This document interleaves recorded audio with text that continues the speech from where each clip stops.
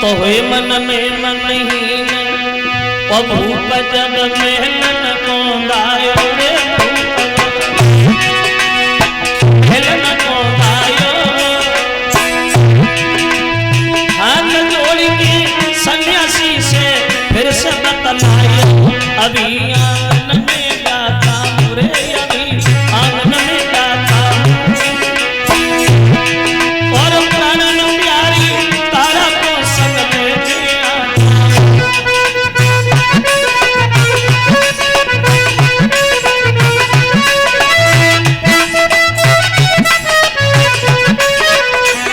चले महाराज अरे प्रीत की रीत निभाई है वो समझ पूंजी तत्काल भूपने नारी नभाई फेरे महलन में आए गो अरे फेरे महलन में आए गो वो भैया बलपति बिहारी नारे में आए गो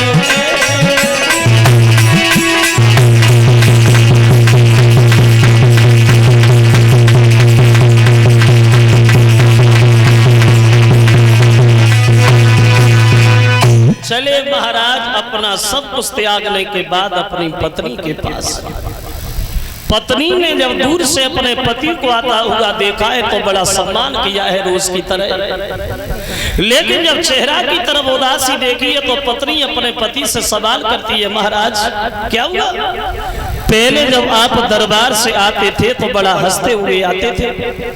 बात बात पे हंसना मुस्कुराना तुम्हारी आदत है लेकिन आज इतने परेशान क्यों हो इतने दुखी क्यों हो अब वो पत्नी अपने पति से सवाल करती हुई बोली तो हरिशन अपनी पत्नी को समझाने लगे रानी तारा सुनो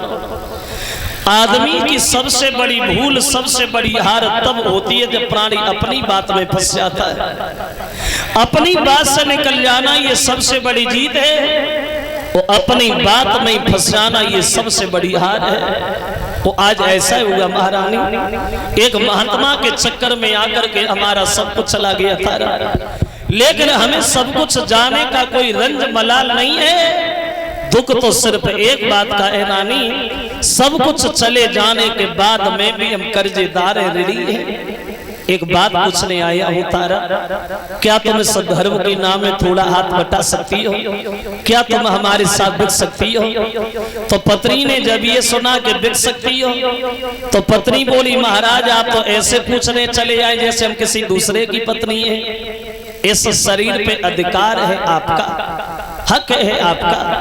अरे बेचना तो बहुत छोटी बात है अगर आप चाहो तो हमारे शरीर के टुकड़े टुकड़े करवा दो हमें कोई मतलब नहीं महाराज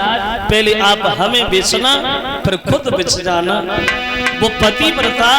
अपने पति से धैर्य बनाती बोली महाराज सुनो बात ये है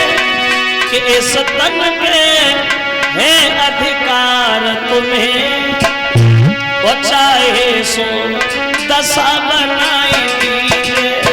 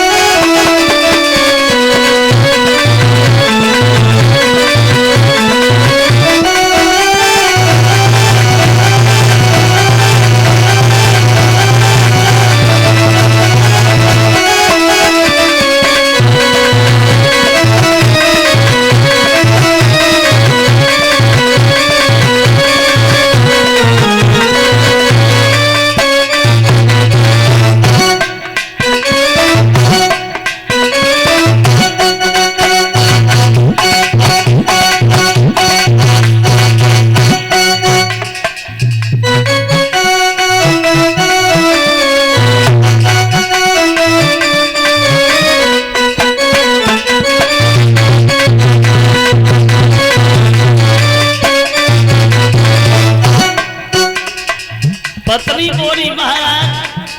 बेचना तो बहुत छोटी बात है अगर टुकड़े टुकड़े भी करवा दो तो हमें कोई मतलब नहीं है पहले आप हमें बेचना फिर खुद बेच जाना अब बोली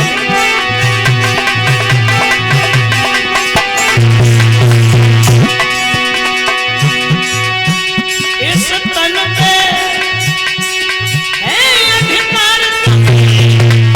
चाहे सो दशा बनाई बेचना कौन है बड़ी बात और टुकड़े टुकड़े करवाए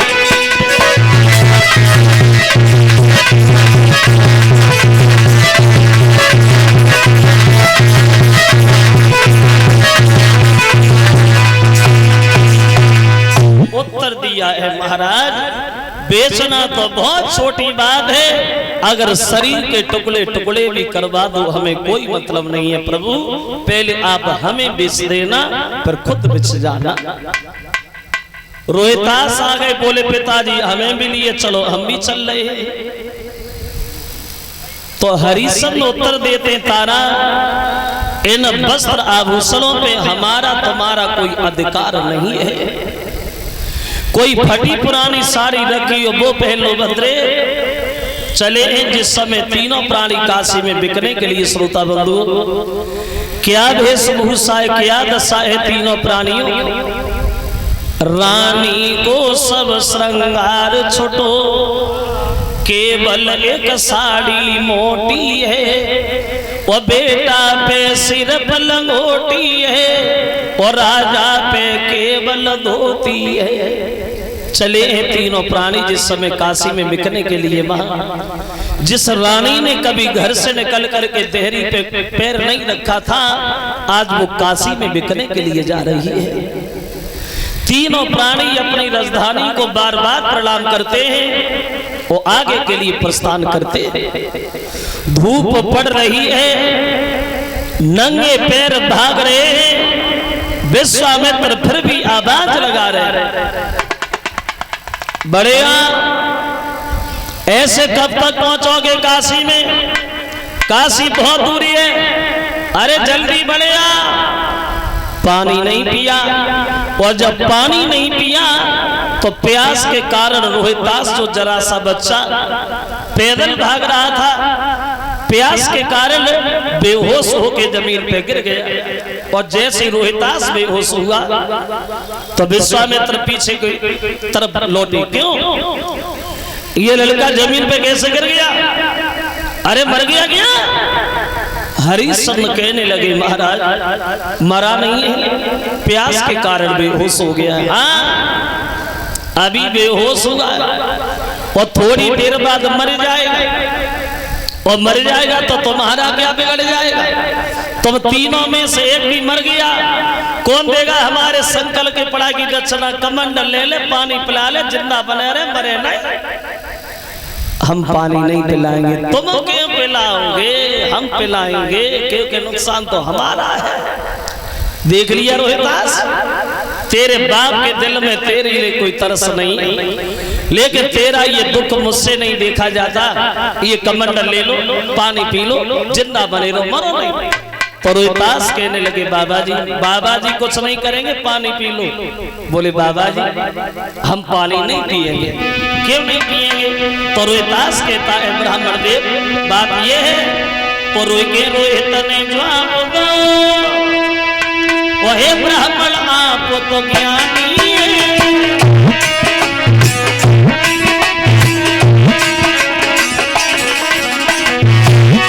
बोला है रोहितास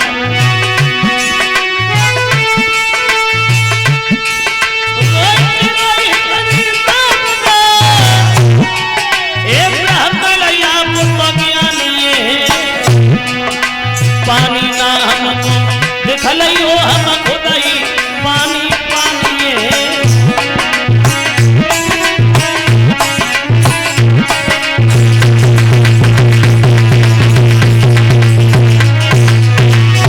महाराज पानी नहीं पिएंगे हम पानी की हमें जरूरत नहीं हम सर्व से पानी पानी और परदेसी सपने रखो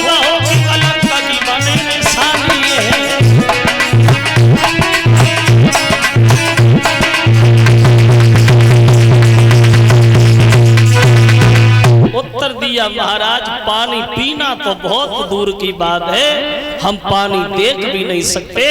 क्योंकि वो आदमी समाज में कभी सर उठा के नहीं चल पाता जिसके सर पे कर्जा होता है। वो हम तब तक अपनी जुबान पे पानी नहीं रखेंगे जब तक तुम्हारे कर्जा को हम पूरा नहीं कर लेते। विश्वामित्र बोले तो पड़े काय को, उठो चलो काशी बहुत दूरी है। फिर उठे भागने लगे, भागते गए पहुंच गए काशी के बाजार में। अब विश्वामित्र ने गांव में जाकर के आवाज लगाई, सुनो गांव के लोगों, आज तुम्हारे काशी के बाजार में 3 प्राणी बिकने को आए। उम्र में अंतर है, कीमत में कोई अंतर नहीं। एक लेना चाहते हो 20 लाख सोना, 2 लेना चाहते हो 40 लाख सोना। जिस किसी सज्जन को लेना हो वो हमारे पास चला है। जब ये आवाज लगाई, विश्वामित्र गांव की गलियों में घूमते हुए आवाज लगाते और कहते कि 3 प्राणी खड़े आज बिकते और लेने वाले न आए तो मैं क्या।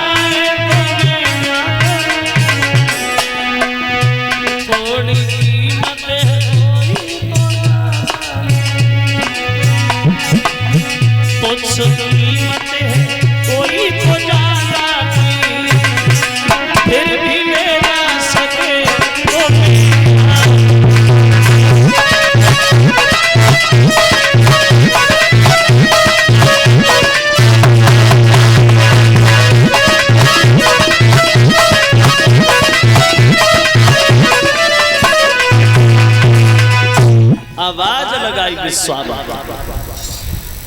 जो भी लेना चाहे वो आ जाए और ले जाए। जैसे ये आवाज विश्वामित्र ने लगाई तो गांव के लोग भाग खड़े हुए देखने के लिए, ऐसी कौन सी मुसीबत है जो 3 प्राणी बिकने आई। और श्रोता बंधुओं, देखने वालों की भीड़ तो बहुत सी इकट्ठी हो गई, लेकिन खरीदने वाला कोई नहीं है। हरिश्चंद्र सबके चेहरा की तरफ देख रहे हैं, कोई तो कुछ बोले, लेकिन कहीं से कोई भी आवाज नहीं आ रही। विश्वामित्र खड़े हैं, हरिश्चंद्र सबके चेहरा की तरफ निहार रहे। जैसे जैसे दिन ढलता जा रहा है वैसे वैसे हरिश्चंद्र का चेहरा उतरता जा रहा है। शाम हो गई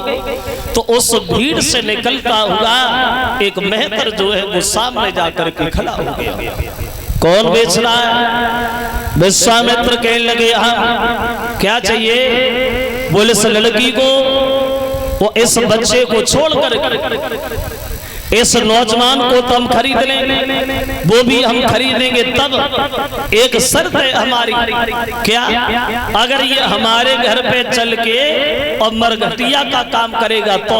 वैसे नहीं। और जो मेहतर के शब्द हरिश्चंद्र ने सुने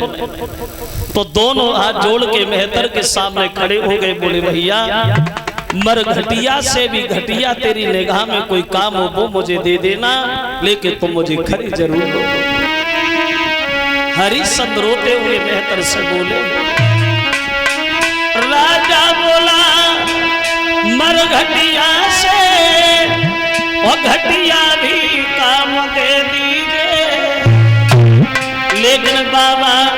जी के ऋण से कोई ऋण कर भैया। सुबह से शाम कर मेहनत जब जैसे जैसी आज्ञा पाऊं, सुबह से शाम कर मेहनत जब जैसी आज्ञा पाऊं, और करे सारो काम बाद में बैठ के खाना। रोने लगे महाराज और रोदत देखो जब राजा को भज के